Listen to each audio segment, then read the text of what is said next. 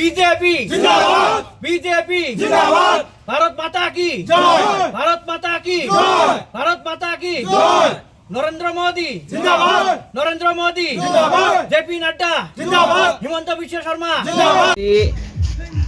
সমগ্র ভাৰতবৰ্ষৰ লগতে আমাৰ ভাৰতৰ ৰাজধানী নতুন দিল্লীত আজি 27 বছৰ পিছত বিজেপি দলে জয়লাভ কৰিছে আৰু এবছলিউট মেজৰিটি লৈ চৰকাৰ গঠন কৰিবলৈ প্ৰস্তুতি লৈছে।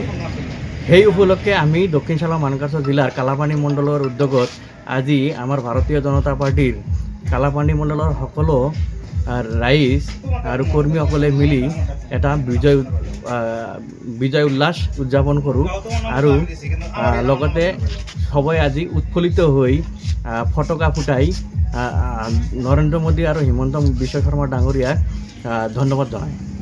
ৰাইজলৈ আমি এটাই মেছেজ দিম, আপোনালোকে চাওক, যদি দিল্লীৰ দৰে আজি ভাৰতৰ ভিতৰত ভাৰতৰ ৰাজধানী চহৰত যদি আমাৰ বিজেপিয়ে চৰকাৰ গঠন কৰিব পাৰে, আমি মানকাছৰ সমষ্টিত থাকি আমাৰ মানকাছৰ বাকী ৰাইজক আমি এটাই আহ্বান কৰিম যে আমি বেকাৰ এই কংগ্ৰেছ আৰু UDFক ভোট দি একো লাভ নাই।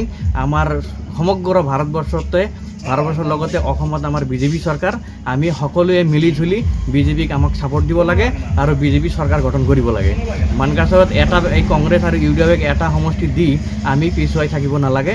আমি সংখ্যালঘু ৰাইজক আহ্বান জনাওঁ যাতে আমাৰ আগন্তুক পঞ্চায়ত আৰু বিধানসভা নিৰ্বাচনত এই মানকাছৰ লগতে লয়াৰ অসমত যিমানখিনি আমাৰ সংখ্যালঘু ৰাইজ আছে সকলোৱে যাতে একত্ৰিত হৈ বিজেপি দলক অধিক শক্তিশালী কৰে আৰু বিজেপি দলক বিপুল ভোটত জয়যুক্ত কৰে, আমি এইটোৱে আহ্বান জনাওঁ।